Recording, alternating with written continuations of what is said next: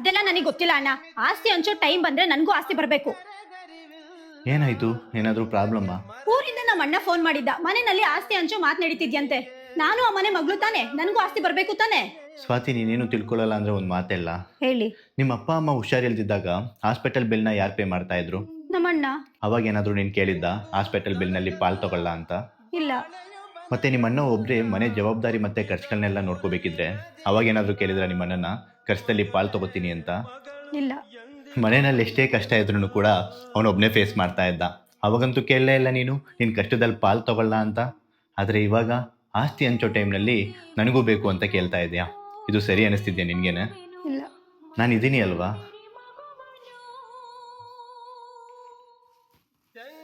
ಸಾರಿ ಅಣ್ಣ, ನನಗೆ ನಿಮ್ಮ ಆಸ್ತಿನಲ್ಲಿ ₹1 ಕೂಡ ಬೇಡ. ಆ ಆಸ್ತಿ ಮೇಲೆ ಪೂರ್ತಿ ಹಕ್ಕು ನಿಮ್ದೇ ಇದೆ.